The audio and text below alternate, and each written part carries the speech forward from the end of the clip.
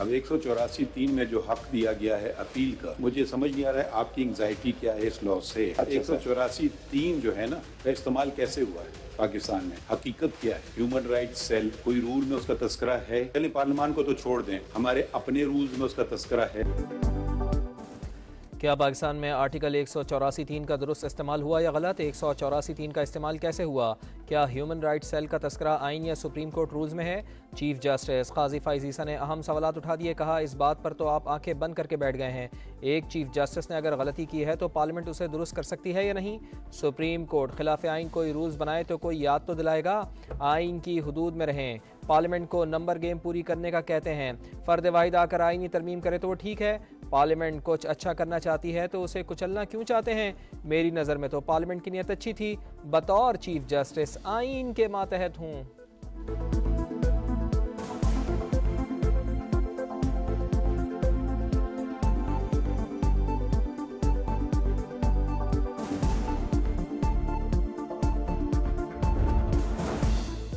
आइन ने बता दिया क्या कर सकते हैं क्या नहीं। पार्लियामेंट के लिए दरवाजा खोल दिया तो वो हर मामले में मुदाखलत करेगी। कानून साजी अच्छी या बुरी हो सकती है, हमें इख्तियार को देखना है। जस्टिस एजाजुल अहसन के remarks.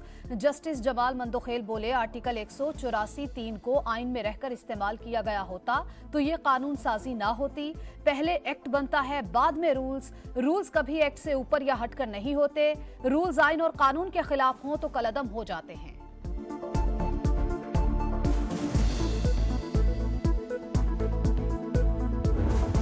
Unfair. I will not argue if you don't want to hear me. आपका अपना स्लूप ठीक नहीं है। I must lodge my protest. Please take your seat before I issue something. Practice and procedure act के खिलाफ दरखास्तों पर समाअत के दौरान चीफ जस्टिस और वकील इम्तियाज सदीकी के दरमियान सख्त जुमलों का तबादला। चीफ जस्टिस बोले, अब इससे पहले कि मैं आपको कुछ और जारी करूं अपनी सीट पर बैठ जाएं। दौरान समाअत इजाफी कागजात जमा कराने पर सदर सुप्रीम कोर्ट बार पर इजहार बरहमी।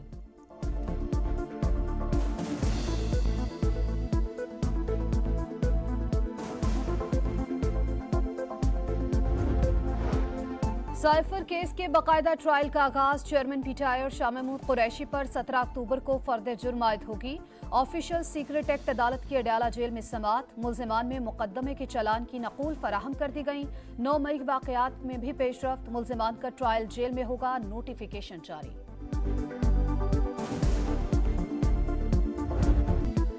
ऑपरेशन अल अक्सा फ्लड। हमास ने इसराइल को सबक सिखा दिया। तीसरे रोज तल अबीब पर भी रॉकेट हमले। जदीद तरीन दिफाई निज़ाम आयरन डूम भी फेल। तल अबीब और अश्कलोन शहर में मुतादिद घर तबाह। जनूबी इसराइल में घुमसान करन ज़मीनी लड़ाई जारी। इसराइली हलाकतों की तादाद 1000 से तजावुज़ कर गई। असली तादाद इससे कहीं ज़्यादा है। इसराइली मीडिया का इतराफ़। इसराइली मुल्क छोड़कर भागने पर मजबूर। बिन गोरियान एयरपोर्ट पर रश लग गया। इसराइल के लिए मुतादिद बैनुल अक़वामी परवाज़ें मनसूख।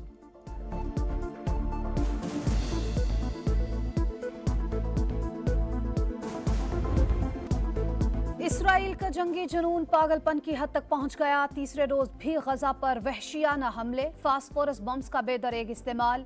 फलस्तीनी शहदा की तादाद 493 हो गई। 78 बच्चे और 41 खवातीन शामिल। 2500 से ज्यादा जख्मी। 1,23,000 बेघर। 800 मकामात पर बमबारी से मुतादिद रिहायशी इमारतें तबाह हो गईं। मसाजिद को भी नुकसान। अमरीका की खुलकर इसराइल की हिमायत। बहरी बेड़ा भेजने का ऐलान। इसराइली मीडिया भी हमलों की जद में। सबसे बड़े इसराइली अखबार यरूशलेम पोस्ट की वेबसाइट पर साइबर अटैक। 24 घंटे बाद भी वेबसाइट बहाल ना हो सकी। 1948 के बाद ऐसी सूरत हाल का सामना कभी नहीं रहा। नेतन्याहू हुकूमत मुकम्मल नाकाम हो चुकी है। इसराइली सहाफ़ी चीख उठे। इसराइल आलमी बरादरी की हिमायत हासिल न कर सका। इसराइल फलस्तीन जंग पर सलामती काउंसिल का इजलास इख्तलाफात का शिकार होकर बेनतीजा खत्म हो गया। मुश्तरका बयान पर इत्तेफाक न हो सका। अमरीका का इजहार अफसोस। रूस का फौरी जंग बंदी और बामानी मुज़ाकरात शुरू करने पर जोर। चीनी सफीर का शहरियों की हिफाजत मुकम्मल बनाने का मुतालबा। ईरान और इराक का OIC का हंगामी इजलास बुलाने पर जोर।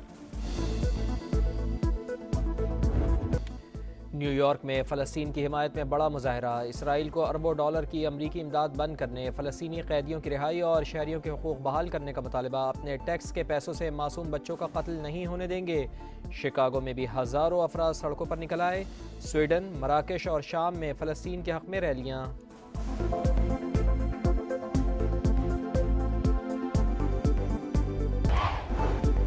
हमास इसराइल जंग के असरात, तेल की कीमतों में इजाफा। आलमी मंडी में खाम तेल 5% महंगा। ब्रेंट क्रूड ऑयल की कीमत $88.65 फी बैरल हो गई। WTI के सौदे 88 डॉलर 39 सेंट में तय हुए। रुपए की कदर में मजीद इस्तेहकाम। इंटरबैंक में डॉलर ₹1.09 सस्ता, $281.60 पर ट्रेडिंग। ओपन मार्केट में डॉलर की कदर में 50 पैसे कमी, 281 में खरीदो फरोख्त।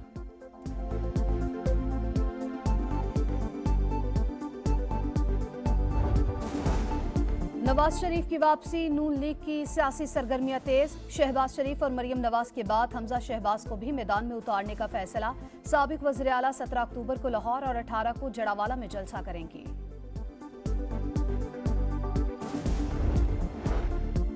रिटायरमेंट के बाद कानूनी रुकावट तोड़ने का मामला। इंदराज मुकदमा की दरख्वास्त पर कमर जावेद बाजवा, फैज़ हमीद और दीगर को नोटिस जारी। इस्लामाबाद हाई कोर्ट ने आइंदा समात पर जवाब मांग लिया।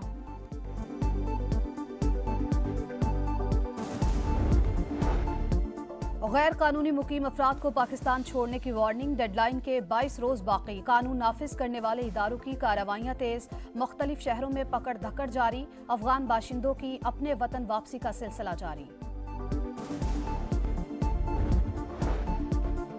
अफगानिस्तान में तबाहकुन ज़लज़ला, हलाकतों की तादाद 2500 से तजावुज़ कर गई। 2000 से ज़ायद अफराद ज़ख्मी। पाकिस्तान का 10 रुकनी मेडिकल टीम और अद्वियात अफगानिस्तान भिजवाने का फैसला। टीम सर्जन्स और मेल नर्सेस पर मुश्तमिल होगी। मोदी सरकार का खेल से खिलवाड़। ICC की पाकिस्तानी प्रेजेंटर ज़ैनब अब्बास को भारत से निकाल दिया गया। हिंदू इंतहा पसंदों की जानिब से ज़ैनब अब्बास को धमकियां। 8 बरस पुराने ट्वीट पर केस भी बना दिया गया। ज़ैनब अब्बास वर्ल्ड कप की कवरेज छोड़कर दुबई चली गई।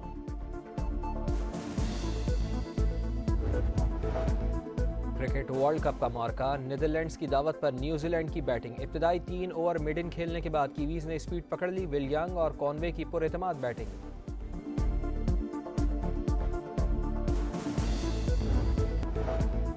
क्रिकेट वर्ल्ड कप का मार्का। नीदरलैंड्स की दावत पर न्यूजीलैंड की बैटिंग। इब्तिदाई 3 ओवर मिड इन खेलने के बाद कीवीज ने स्पीड पकड़ ली। विल यंग और कॉनवे की पुरएतमाद बैटिंग।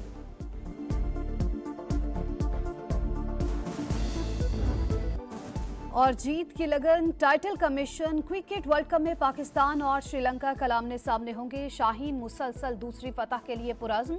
ग्रीन शर्ट्स की हैदराबाद में प्रैक्टिस। मैनेजमेंट की प्लेइंग 11 पर मुशावरत।